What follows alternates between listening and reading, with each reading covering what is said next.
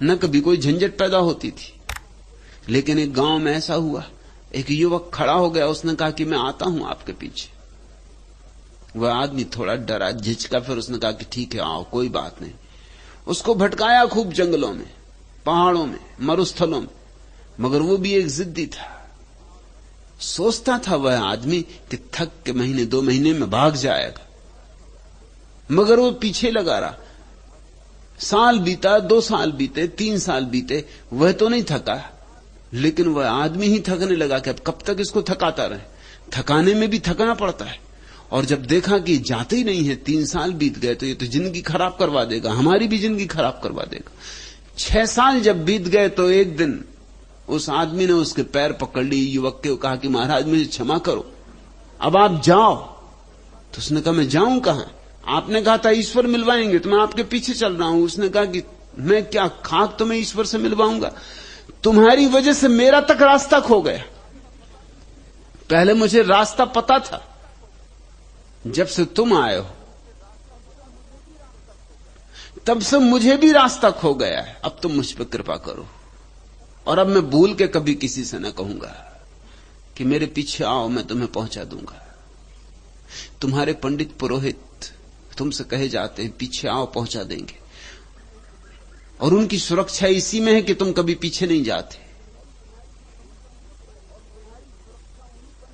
और तुम्हारी सुरक्षा उन्हीं पंडित पुरोहितों के साथ है, क्योंकि वे भी झूठे हैं, तुम भी झूठे हो। झूठ और झूठ में एक तालमेल बैठ जाता है। लेकिन जब भी तुम दरिया, कबीर, नानक, फरीद ऐसे किसी व्यक्ति के साथ खड़े हो जाओगे तो घबराहट होगी, पैर कपने लगेंगे, गिर पड़ोगे, वहीं डर लगेगा कि अब मौत आई, अब मुश्किल आई। इस आदमी के साथ चलना हो तो मिटना पड़ेगा, अपने को पहुंच देना होगा। दरिया ने ठीक शब्द प्रयोग किया है। साधु संगति का गोवे है। गोवे का अर्थ है छिपाना, भागना, छिपना, डरना। साधु संगति से डर रहे हो, छिप रहे हो, भाग रहे हो। मगर आदमी जब भागता भी है तो अपने भागने के लिए बड़े तर्क तय कर लेता है कि वहां रखा क्या है, इसलिए वहां नहीं जाता हूं। इसलिए तुमने सदा ही बुद्ध पुरुषों के संबंध में न मालूम कैसी कैसी अफवाहें फैलाई, और उन अफवाहों के फैलाने के पीछे एक कारण, उन्हीं अफवाहों के सहारे तुम अपने को छिपा पाते हो, नहीं तो छिपा नहीं पाओगे। उन्हीं अफवाहों की आड़ में तुम ये बहाना खोज लेते हो कि जाने की जरूरत ही क्या है, वहां है ही कौन, वहां रखा क्या है, या वहां जो भी है सब गलत है। तुम बड़े अच्छे अच्छे शब्द खोज लेते हो जिनका तुम्हें अर्थ भी पता नहीं होता। एक मित्र ने मुझे पत्र लिखा है, अनेक ऐसे पत्र आते कि मैं आना तो चाहता हूं, लेकिन मैंने ये सुना है कि वहां जो आता है वो सम्मोहित हो जाता। तो मैं डरता हूं कि अगर आया और सम्मोहित हो गया तो फिर। सम्मोहन क्या है शायद उन्हें पता भी ना हो, लेकिन एक शब्द पकड़ गया, और हर शब्द के साथ हमारे अर्थ जुड़े, संबंध जुड़े। अब उन्हें घबराहट लग रही, आना भी चाहते हैं, लेकिन डर भी लग रहा होगा कि कहीं ऐसे ही सम्मोहित ना हो जाएं जैसे दूसरे हो गए।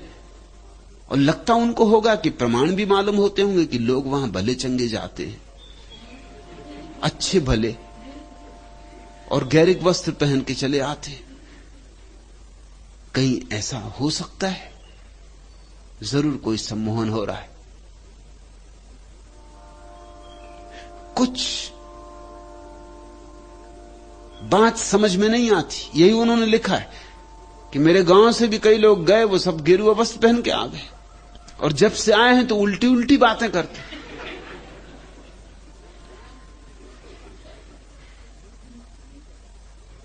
ढंग की बातें नहीं करते।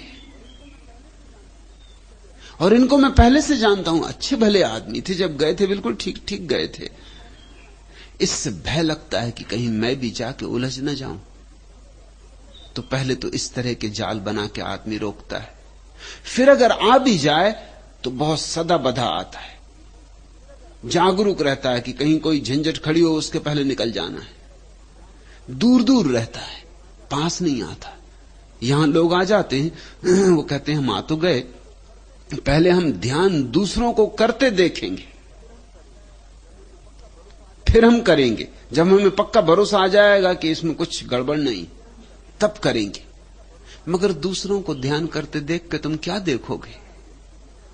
अगर कोई नाच रहा है अपनी मस्ती में, तो नाच तो दिखाई पड़ जाएगा, मस्ती कैसे दिखाई पड़ेगी? और क्यों नाच रहा है? उसके भीतर जो नाच हो रहा है, बाहर का नाच तो केवल उसकी प्रति छाया है। जैसे कोई नाच रहा हो तो उसकी छाया भी नाचती। अब तुम छाया को अगर देखते रहोगे तो क्या तुम नाचने वाले को पहचान लोगे, समझ लोगे? देह के बाहर तो छाया ही बनती। तुम मीरा को नाचते देख के समझ सकते थे क्या कि उसके हृदय में कृष्ण बांसुरी बजा रहे हैं?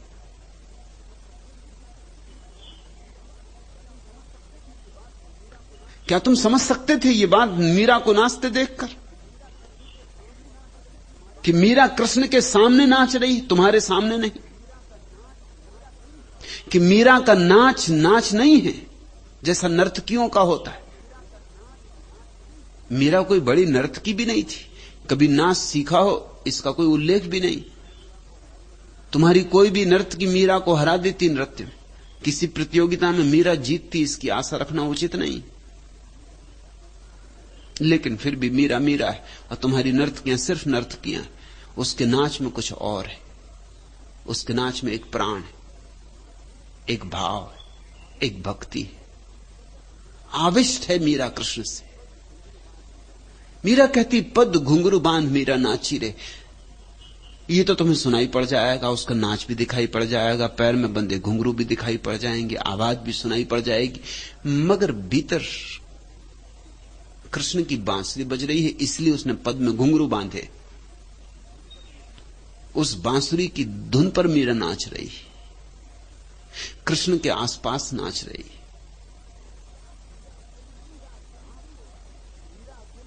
रास हो रहा है। मीरा अकेली नहीं है, मगर तुम्हें अकेली दिखाई पड़ेगी।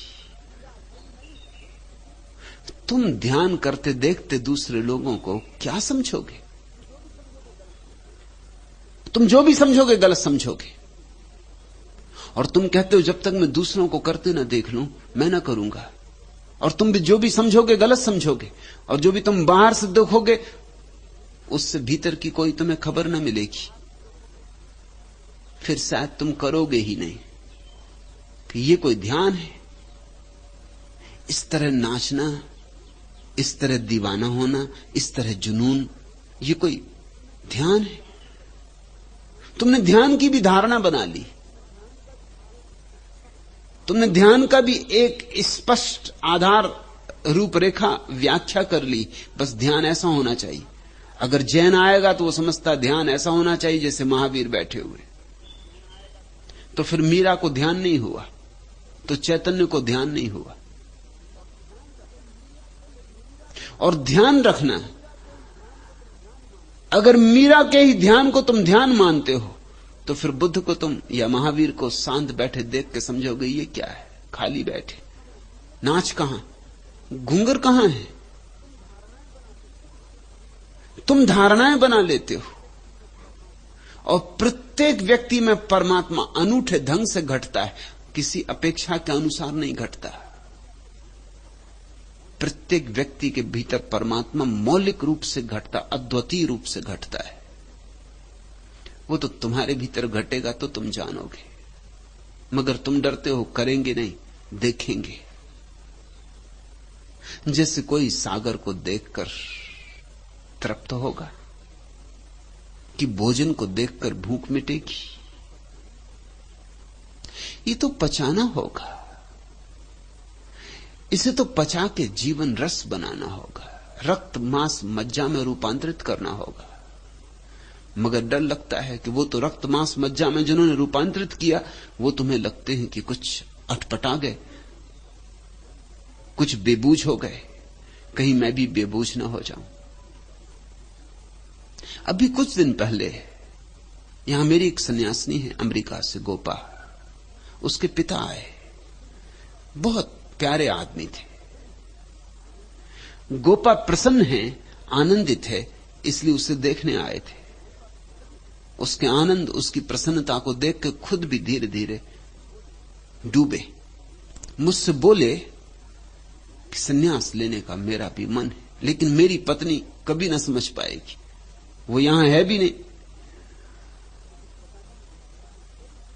उसे कुछ पता भी नहीं है,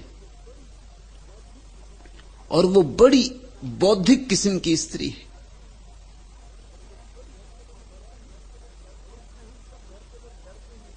और उससे हम सब घर के लोग डर के ही जी रहे हैं।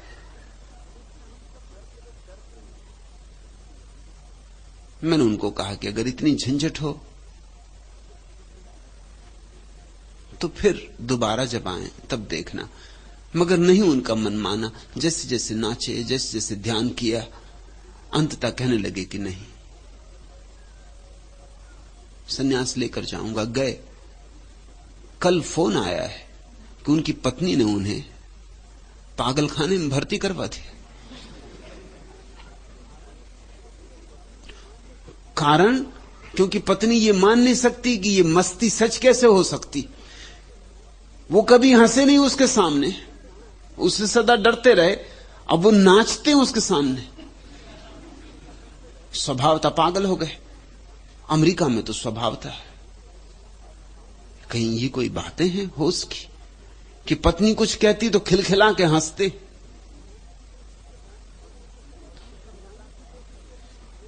पत्नी समझाने की कोशिश करती है कि गेरुआ वस्त्र अलग करो, ये माला क्यों पहन रखी, ये पहन के बाहर कैसे निकलोगे घर के।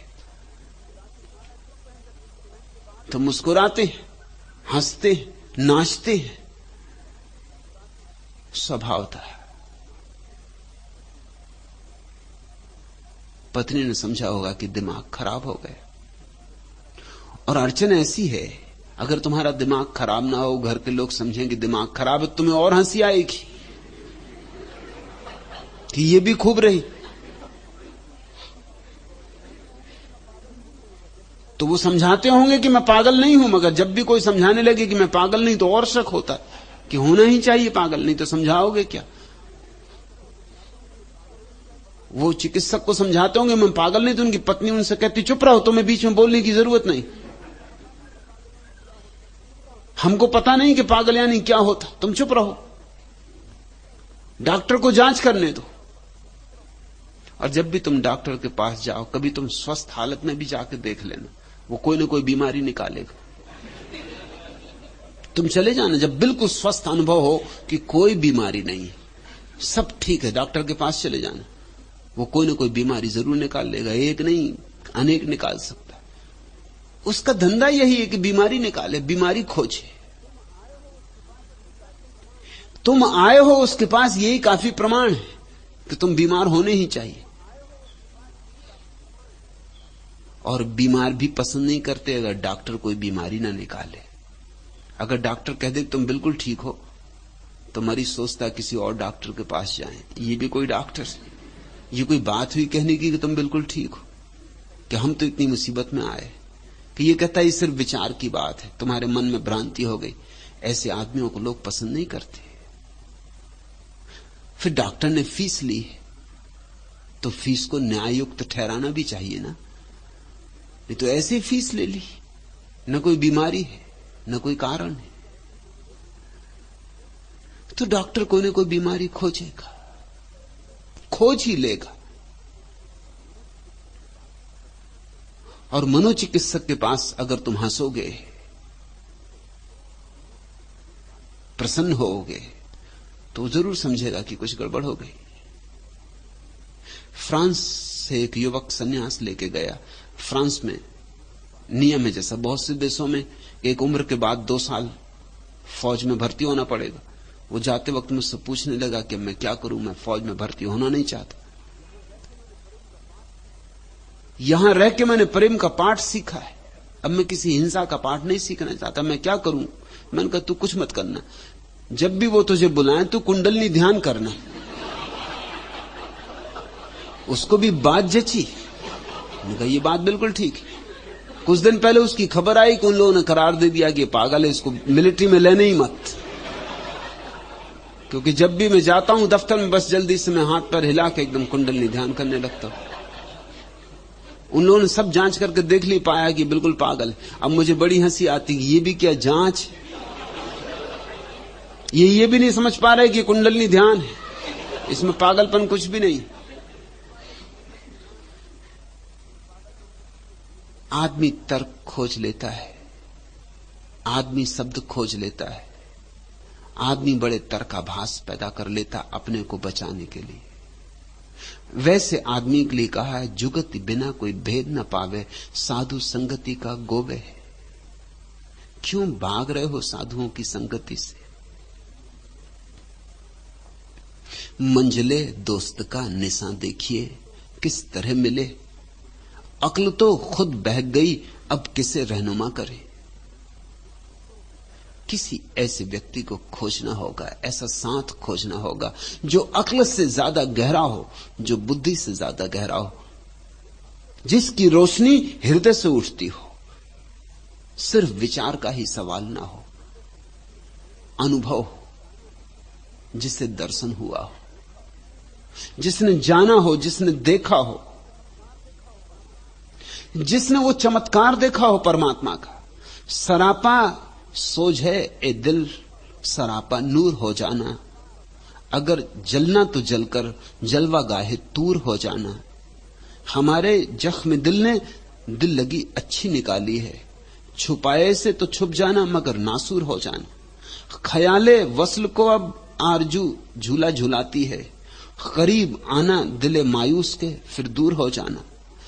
सबे वस्ल अपनी आंखों ने अजब अंधेर देखा है, नकाब उनका उलटना रात का काफूर हो जाना। मिलन की रात में, सुहाग रात में आंखों ने एक अंधेर देखा है, सबे वस्ल अपनी आंखों ने अजब अंधेर देखा है, नकाब उनका उलटना रात का काफूर हो जाना।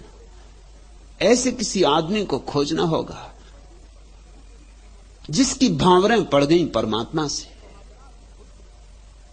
जिसकी सुहागरात हो चुकी, जिसके माथे पे सुहाग का टीका है, और जिसने वो सबसे बड़ा अंधेर देख लिया कि उस परम प्यारे के मुंह से घूंघट का उठना, कि सारे जगत से अंधेरे का विदा हो जाना, रोशनी ही रोशनी रह जाती, न भक्त बचता न भगवान बचता, बस दोनों एक महा रोशनी के हिस्से हो जाते। ऐसे किसी व्यक्ति को खोजे बिना युक्ति नहीं मिल सकती। वसल की बनती हैं इन बातों से तदबीरें कहीं, आरजुओं से फिरा करती हैं तकदीरें कहीं। बैठे बैठे सोचते ही मत रहना, सोचने से किसी का मिलन नहीं हुआ है, सोचने से किसी को दर्शन नहीं हुआ है, सोचने से बाधा भला पड़ जाए, सेतु नहीं बनता है। आरजुओं से फिरा करती हैं तकदीरें कहीं, और सिर्फ आकांक्षाओं से कि ऐसा हो वैसा हो, कल्पनाओं से किस्मतें नहीं बदला करती। कोई युक्ति चाहिए, कोई योग की विधि चाहिए।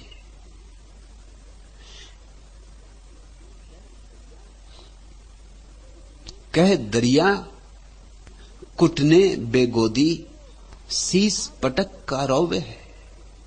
भाग रहे हो साधु संगति से और फिर शीस पटक के रोते हो कि जिंदगी ना मिली, कि जिंदगी का राज ना जाना, कि आनंद ना मिला, कि सत्य ना मिला, कि हम यूं ही व्यर्थ जिए। रोते हो सिर पटक के और भागते हो वहां से जहां से कुंजी मिल सकती थी, वहां से पलायन कर जाते हो।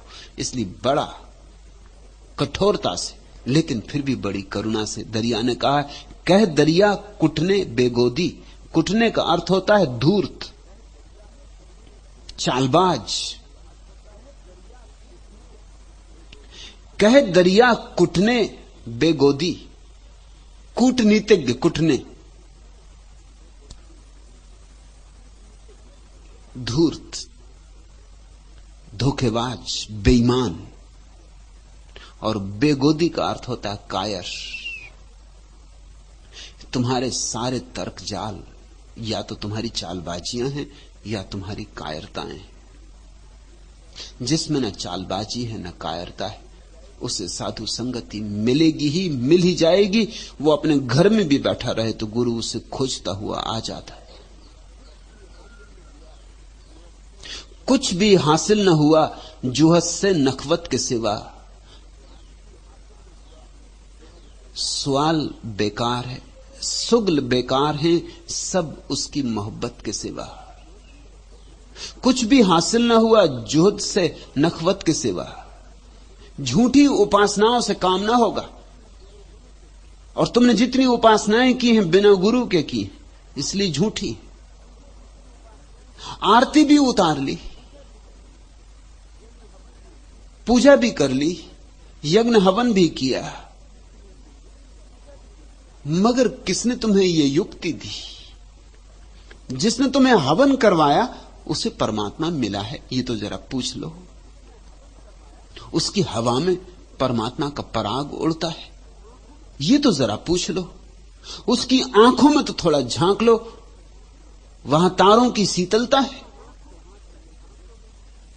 उसका हाथ तो हाथ में लेके देख लो, वहां से कोई चुंबकीय ऊर्जा तुम्हें आकर्षित करती, खींचती है। उसके पास चुप होकर बैठ लो, कोई बांसुरी सुनाई पड़ती है? नहीं, किराए का पंडित है, तुमने 4 पैसे किराए के पंडित को दे दिए, उसने आके हवन करवा दिया। तुम जैसा ही है, तुमसे जरा भी भिन्न नहीं, तुमसे गया बीता भी हो सकता है। कुछ भी हासिल न हुआ जुहद से नखवत के सिवा, झूठी उपासनाओं से कुछ भी कभी हासिल नहीं हुआ है। सुगल बेकार हैं सब उसकी मोहब्बत के सिवा। सिवाय प्रेम के कोई प्रार्थना कभी सच्ची नहीं होती। मगर कौन तुम्हें प्रेम सिखाए? जिसने प्रेम जाना हो वही तुम्हें स्वाद लगाए। ये प्रेम समझाया नहीं जाता, सिखाया नहीं जाता। ये तो एक तरह की छूत की बीमारी। प्रेम का तो संक्रमण होता है, ये तो छूत की तरह लगता है। सत्संग का अर्थ इतना ही है, कोई उस परम प्यारे को उपलब्ध हो गया, तुम उसके पास उठते रहो, बैठते रहो, उठते रहो, बैठते रहो। आज नहीं कल, कल नहीं परसों, एक दिन बीमारी लग जाएगी। और ये बीमारी परम स्वास्थ्य है, परम सौभाग्य है। विहंगम कौन दिशा उड़ी जइयो, जरा सोचो तो। कहां से आए कुछ पता नहीं, क्यों आए कुछ पता नहीं, और पक्षी किस दिशा में उड़ जाओगे मरने के बाद कुछ पता है? उसके पहले जिनको कुछ पता हो उनके साथ संबंध जोड़ो, उनसे कुछ नाता बनाओ। विहंगम कौन दिशा उड़ी जइयो, पूछो अपने से कहां जा रहे हो। मौत आती है जल्दी, फिर देह तो यहीं पड़ी रह जाएगी, और ये भीतर छिपा हंस कहां जाएगा?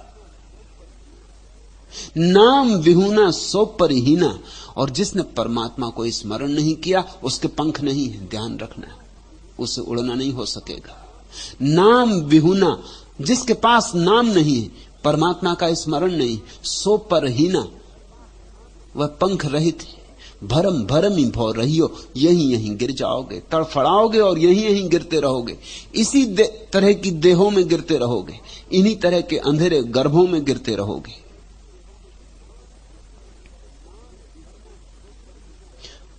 नाम बिहुना सो परहीना, भरम भरम भौ रहियो। गुरु निंदक वद संत के द्रोही, निंदा जन्म गमइयो। लेकिन लोग किसी सदगुरु के पास भी आ जाएं तो भी संबंध नहीं जोड़ते, संवाद नहीं जोड़ते, विवाद जोड़ते। कुछ ऐसे लोग हैं कि उन्हें अगर तुम गुलाब की झाड़ी के पास ले जाओ तो कांटों की गिनती करेंगे और फूलों को बिल्कुल देखेंगे ही नहीं। और जो कांटों की गिनती करेगा उसके हाथों में अगर कांटे चुभ जाएं तो आश्चर्य क्या। अगर उसके हाथ लहूलुहान हो जाएं तो आश्चर्य क्या, और जिसके हाथ लहूलुहान हो जाएं कांटों से, वो अगर गुलाब के झाड़ी पर नाराज हो जाए तो भी तर्क संगत है। और जिसके हाथों में लहू हो और जिसकी आंखों में क्रोध हो, उसको गुलाब कैसे दिखाई पड़ेंगे? उसे गुलाब दिखाई नहीं पड़ेंगे, उसके लिए गुलाब भी कांटे हो गए। इससे उल्टे लोग भी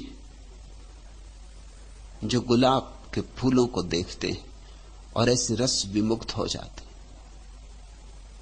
कि उन्हें कांटे दिखाई ही नहीं पड़ते।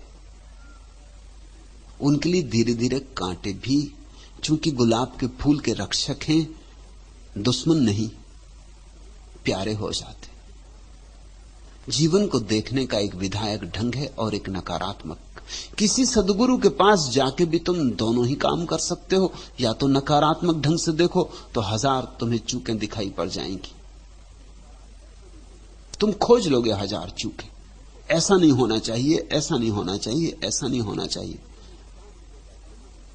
लेकिन इससे तुम्हें क्या मिलेगा ये सोचो। तुम्हें किसी ने पूछने के लिए बुलाया भी ना था कि क्या होना चाहिए और क्या नहीं होना चाहिए, और बिना मांगे जो सलाह देता है वह मूढ़ है। तुमसे किसने पूछा था कि गुलाब में कांटे होना चाहिए कि नहीं होने चाहिए? तुम आए थे गुलाब का रस ले लेते, गुलाब की गंध ले लेते, गुलाब के साथ नाच लेते, गुलाब के थोड़े गीत गा लेते, गुलाब जैसे हो जाते गुलाब हो जाते। मगर तुमने वो छोड़ दिया मौका, तुमने कांटों का हिसाब किया। सद्गुरु के पास एक विधायक भाव दशा हो तो ही संबंध जुड़ता है।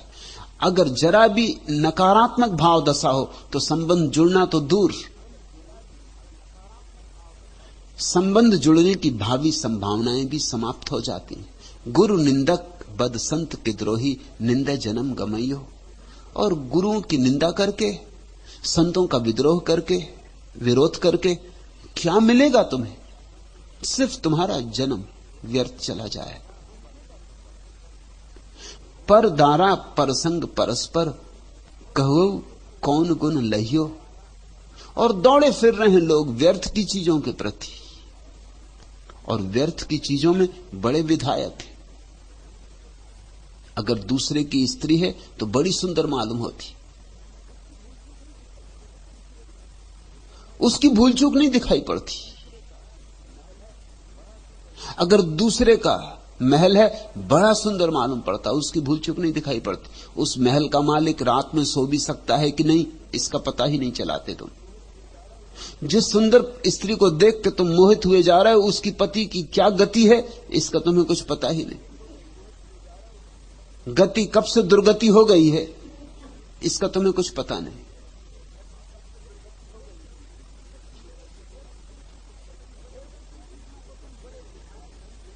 व्यर्थ की चीजों को तुम बड़े विधायक ढंग से देखते हो। ये समझ लेना, ये एक ही आदमी के दो पहलू। जो व्यर्थ की चीजों को विधायक ढंग से देखता है, वह आदमी सार्थक चीजों को नकारात्मक ढंग से देखेगा। ये एक ही सिक्के के दो पहलू। और जो आदमी व्यर्थ की चीजों को नकारात्मक ढंग से देखता है, वह आदमी सार्थक चीजों को विधायक ढंग से देखता है। दोनों बातें सभी में होती। ये जो तुम्हारे पास प्रतिभा है, ये दुधारी तलवार है। इससे गलत को काटो और ठीक को बचाओ। लेकिन कुछ लोग ठीक को काटते और गलत को बचाते। तलवार वह भी कर सकती। जरा सोच समझ के कदम रखना जिंदगी में। अगर व्यर्थ में उलझना होने लगे तो काटने की फिक्र करना, तर्क का उपयोग करना, तलवार उठा लेना। और अगर कहीं सार्थक की थोड़ी सी भी गंध मिले, तलवार ढाल एक तरफ हटा देना, वहां डुबकी मारना। पर दारा परसंग परस्पर, कहो कौन गुण लहियो। क्या मिल जाएगा? इस बाहर की दौड़ धूप से, स्त्रियों के पीछे, पुरुषों के पीछे, धन के पीछे, पद के पीछे कौन सा गुण होगा, क्या लाभ होगा, किसको कब हुआ है? मद पी माती मदन तन व्यापऊ अमृत तज विष खइयो। और जितनी ही काम वासना से भर जाओगे और जितने ही मतवाले हो जाओगे काम से, मद पी माती मदन तन व्यापऊ, और जितना ही ये तृष्णा का जहर, कामना का जहर तुम्हारे देह में रोए रोए में समा जाएगा, उतना ही मुश्किल होती जाएगी। अमृत पीने के लिए अयोग्य होते जाओगे। अमृत तज विष खइयो, और अमृत भी मिल सकता था, मगर लोगों ने विष चुन लिया है। सच तो यह है, पीने के ढंग की ही बात है, पीने के अंदाज की बात है। जहर अमृत हो जाता है, अमृत जहर हो जाता है। यही दुनिया तो तुम्हें मिली, यही दुनिया बुद्ध को, यही दुनिया तुम्हें मिली, यही दरिया को। मगर इसी दुनिया में दरिया ने परमात्मा खोज लिया, तुम कूड़ा करकट बटोरते रहे। इसी दुनिया में बुद्ध ने निर्वाण पा लिया, तुम क्या पा रहे हो? दुनिया वही है। इसी में कोई अमृत पी लेता है, कोई जहर। बस पीने के अंदाज की बात है, पीने की शैली और ढंग की बात है। समझो नहीं वा दिन की बातें, पल पल घात लगई हो। और जरा सोचो तो, मौत प्रतिक्षण करीब आ रही, हर वक्त उसका तीर तुम्हारे करीब से करीब आता जा रहा, वो भी तुम्हारे घात में बैठी है। किस क्षण उसकी नंगी तलवार तुम्हारी गर्दन को काट देगी, कुछ पता नहीं। कल होगा भी या नहीं पता नहीं, और फिर भी तुम व्यर्थ में उलझे हो। मौत भी तुम्हें जगा नहीं पाती। कैसी होगी गहरी तुम्हारी निद्रा। चरण कमल बिन सो नर बूढ़ऊ। और जिसने किसी ऐसे सदगुरु की रोशनी में आंखें खोलना नहीं सीखा है, जिसने किसी सदगुरु के चरणों में झुकना नहीं सीखा है, और जिसने किसी सदगुरु के हाथों में अपना हाथ नहीं दे दिया है, वह डूबेगा। ऊ भी चू भी था न पहियो। डुबकियां खाओगे, दुख पाओगे, और थाय भी न मिलेगी इस सरोवर की, इस जीवन सरोवर की। थाय भी पाई है लोगों ने, जिनने पाई है उनके पास बैठो, संग साधो। डरो मत, डरना स्वाभाविक है, क्योंकि उनके पास बैठने का अर्थ है एक तरह की मृत्यु, अहंकार की मृत्यु। और अहंकार मरे तभी तो तुम्हारे भीतर आत्मा का उजियारा प्रकट हो सकता है। अहंकार टूटे तो आत्मा जन्मे। तुम पर मिटे तो जिंदे जावेद हो गए, हमको वफा नसीब हुई है फना के बाद। जो भी मिटना सीख गया है सत्य के राह में, परमात्मा की राह में, तुम पर मिटे तो जिंदे जावेद हो गए, उसने अमर जीवन पा लिया। हमको बका नसीब हुई है फना के बाद, यही राज है। मिटने के बाद होना मिलता है, फना के बाद बका। जिसने अपने को शून्य कर लिया उसमें पूर्ण उतर आता है। तुम पर मिटे तो जिंदे जावेद हो गए, हमको बका नसीब हुई है फना के बाद। और मिटना भी कुछ ऐसा वैसा नहीं, थोड़ा बहुत नहीं, आंशिक नहीं, समग्र। कुछ भी ना बचे तो ही सत्संग। सुबह तक वह भी न छोड़ी तूने ए बादे सवा। यादगारे रौन के महफिल थी परवाने की खाक।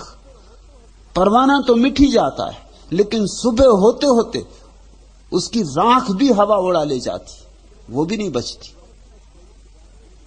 सुबह तक वह भी न छोड़ी तूने ए बादे सबा। यादगारे रौन के महफिल थी परवाने की खाक। कम से कम परवाने की खाक तो रह जाने देती, एक याददाश्त रहती। मगर नहीं, सुबह होते होते हवा उसे भी उड़ा ले जाती। परवाना तो रात ही जल जाता है, सुबह होते होते उसकी राख भी उड़ जाती। और तभी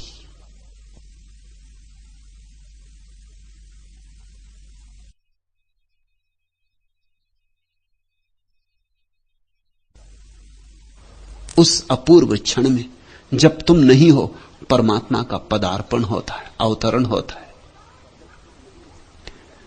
कह दरिया सतनाम भजन बिनु, रोई रोई जन्म गमइयो। कर लो याद, कर लो आयोजन मिटने का। वही आयोजन भजन। भजन का अर्थ है जिसमें तुम डूबो और मिटो।